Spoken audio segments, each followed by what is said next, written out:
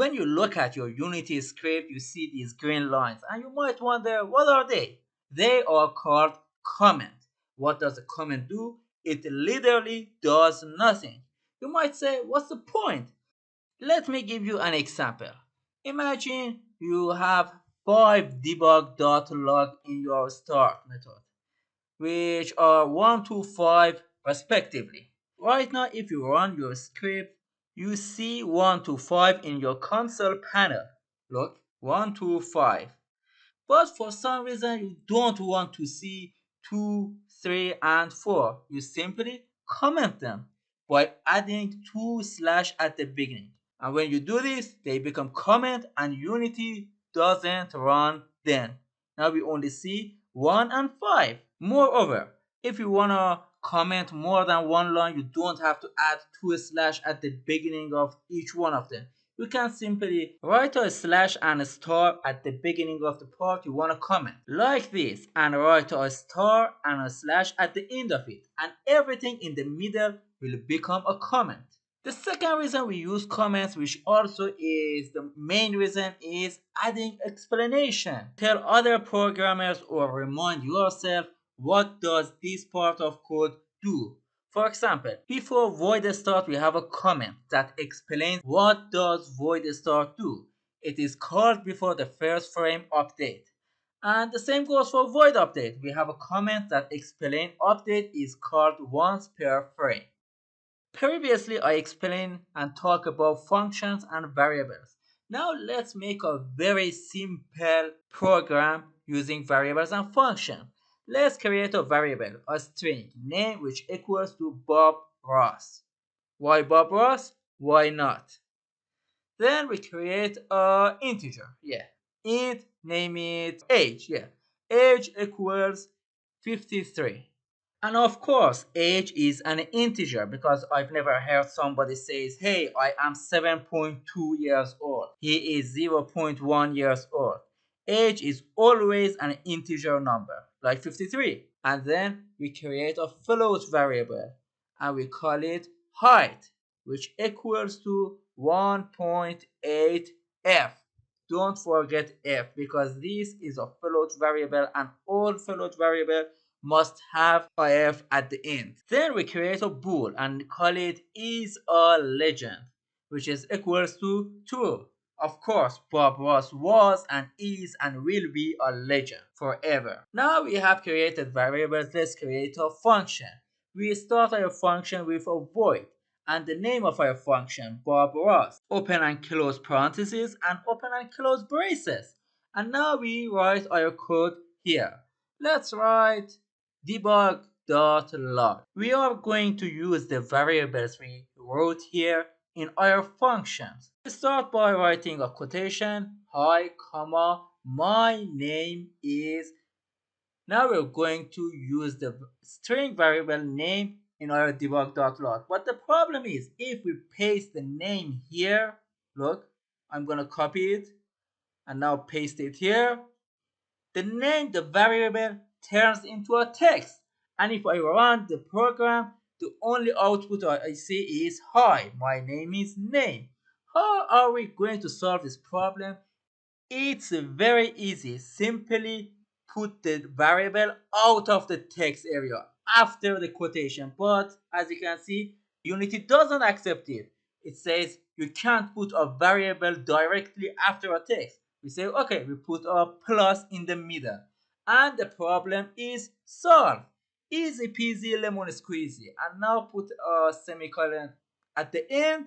And let's put other variables in our Debug.log. Simply put a plus after it, a quotation, or write the rest of your text. For example, I was, quotation again, plus age, plus quotation, and you know the drill. Keep doing it. And in order to use the function we just created, we simply copy and paste the name with a semicolon at the end in void start. And of course, when you run your Unity, you see this text as the output. Hi, my name is Bob Ross, I was, etc., etc. However, there is an issue in this line. There is no space between For example, is Bob or Ross and I or was 53 years. There is no space between them. How can we solve this stupid problem? It's very easy. Simply put a space before and after quotations. For example, we have is quotation. Write a space in the middle. We repeat this process by putting a space between quotation and I, or another space after was. And we do it again and again. Quotation space years old and was space quotation height. And when we run the program, the problem is solved. But there is another problem. The line is too long. How can we break this long line in separate lines? Simple, by writing backslash n. I repeat, backslash n, not slash. By using a slash, we make comments like this. So don't forget, backslash n, which works like enter, and put the rest of the text in the next line. We put another backslash n before my height, and when we run the game, yeah, hi, my name is Bob Ross. Next line, I was 53 years old. In order to see the rest of the message, double click on it and you see the rest. The entire output at the bottom of the console panel. And that's it. You just created your first Unity program. You might say, yeah, I did it, but it was too easy, too simple, that was offensive. Let's make something more advanced. Remember I told you float height equals to 1.8, which stands for 1.8 meter. Let's make a function that converts meter into inch. We start our function by writing void and the name of the function, which is convert underscore m underscore into underscore inch, parentheses and brackets. Now we create a float and we call it inch. Now let's use a comment, We say slash slash 1 meter equals to, I think it was 39.37 inch. Okay? This is why we use comments, to add explanation to our code. And now float inch equals to height. We take it from up there and multiply it by 39.37, and don't forget the F, otherwise it doesn't work. Now to see the answer, we write Debug.log, parentheses, and write our message between parentheses. My height is also space quotation plus inch and plus quotation inch. And don't mix up these 2 inches. This one is the variable in the previous line. Now when we call this function, Unity makes a float variable and name it inch, which is equals to height. It takes it from up there, multiply it by 39.37 and put it in the debug.log. And of course, in order to use the function, we simply copy paste the name, put a semicolon at the end and run the game. And here we see the result of our code. My height is 70.866 inch. And if we test it, put it in a calculator, we realize, yeah, that's correct. Although it's too precise. However, that's not a big deal, is it? Now let's do something better. Let's remove the second debug.log. We're going to use the inch we created here in the Bob Ross function. But as you can see, there is a problem. And if we hover our mouse on it, it says Unity doesn't recognize inch. What? Well, inch is right here. How it doesn't recognize it? Let me give you a simple explanation. In programming, there are 2 types of variables. Public, which are like these.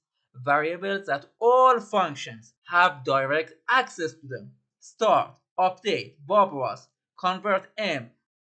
On the other hand, we have private variable like inch. Variables only the function that has created them has access to them.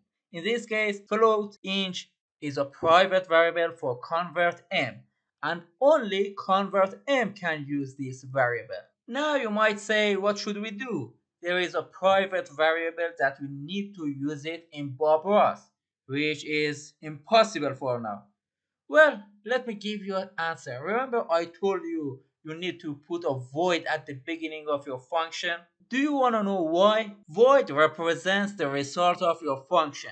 When you call this function, is it going to give us anything or not? And as you know, void means nothing. So when we write void convert m, it means when we call convert m, it's not going to return anything. But in this case, it's different. It returns a float variable. We write return int, but there is an error. Unity cannot accept it because we say it here, it's a void method which is not going to return anything. How to solve it? It's very simple. Our function is going to return a float variable, int. It's a float. All we need to do is delete the void and replace it by float. Look, I deleted and write float. And the problem is solved. And if our method was going to return a string, we simply delete the float and write string. Easy peasy, isn't it? Now, in order to use the int, we need to delete the int and write the function in its place with parentheses, and we don't need to put a semicolon at the end. When Unity run Debug.log, it sees convert m. Unity search for the function and finds it here, and it sees it has a float at the beginning, which means it must return a float. Okay, we have a float int which equals to height multiplied by 39.37, and height is a public variable, so it can use it. And at the end it returns the inch variable and put it in convert m into inch. And when we run the program, we see everything works perfectly and smoothly, and my height was 70.866 inch.